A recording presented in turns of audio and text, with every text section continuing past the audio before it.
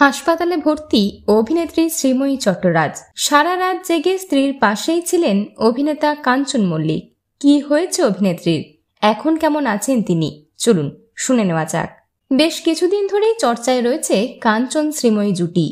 গত মার্চ মাসে বিয়ের পিঁড়িতে বসেছেন তারা। এরপর থেকে তাদের নিয়ে চর্চা যেন আরও বেড়ে গিয়েছে। তবে এসবে পাত্তা দেননি নবদম্পতি। কিন্তু এসবের মাঝে হঠাৎই জানা যায় হাসপাতালে ভর্তি করতে হয়েছে কাঞ্চন ঘরণী অর্থাৎ অভিনেত্রী শ্রীময়ী চট্টরাজকে। অভিনেত্রীর সঙ্গে এ বিষয়ে যোগাযোগ করা হলে তিনি জানিয়েছেন 42 ডিগ্রি তাপমাত্রায় শুটিং করতে হচ্ছে। এর জেরে ডিহাইড্রেশন হয়ে গিয়েছিল অভিনেত্রীর। তার সঙ্গে পেটে অসহ্য যন্ত্রণা, সুগার প্রেশার ফল্ট করে গিয়েছিল। এই বিষয়ে শ্রীময়ী আরও জানিয়েছেন, শনিবার রাতে শুটিং করে বাড়ি ফেরার সময়ই হঠাৎ শরীর খারাপ লাগতে থাকে। সারাদিন ধরে ওআরএস খেয়েছি। এরপর রবিবার রাত থেকেই প্রচণ্ড বাড়াবাড়ি হয়। চোখে ঝাপসা দেখছিলাম, মাথা ঘুরছিল খুব।